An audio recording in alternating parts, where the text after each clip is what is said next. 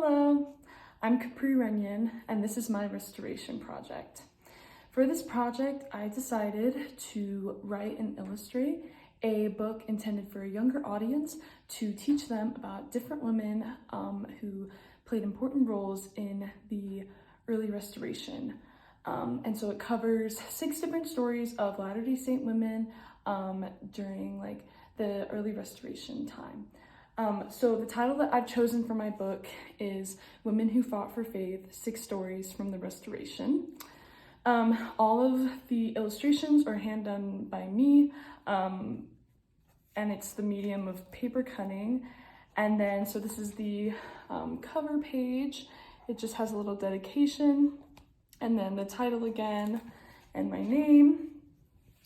We start off with an intro, talking about Christ and how he valued women and how women were important in the role in many different ways during the time when Christ walked the earth. And then we get to this page, which talks about Heavenly Father and Jesus Christ appearing to Joseph Smith, and the reason why they appeared to him to restore the gospel to the earth.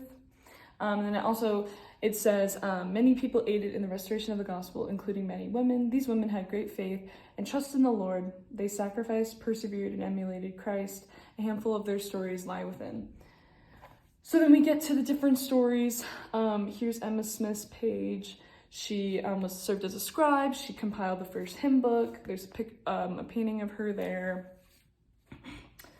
We have Caroline Tippett. She gave over $4,000 in today's money to the church at the time to help them build Zion and with the construction of the Kirtland Temple. Here's a painting of her and some money to represent her story. She's super cool. We have Mary Ann Angel Young. She was the wife of Brigham Young, and it talks about how she and her children, they suffered illness while Brigham Young was away on his mission to Great Britain, and they only had some vegetables and milk and cornbread to live off of, but she persevered through trial and was always grateful. We have Elvira Stevens Barney, who crossed the Mississippi River 3 times to see the dedication of the Nauvoo Temple. She was orphaned when she was just a little girl, but she's a great example of faith, and her story is really cool. We have Margaret Cook and Sarah M. Kimball, and their story of wanting to form a sewing society and then going to Joseph Smith, and he told them that he was going to organize something better, and it was the Relief Society, organized after the pattern of the priesthood. And then we have Lucy Mack Smith, the mother of Joseph Smith, and it talks a little bit about her recording her history, known as the Lucy Mack history.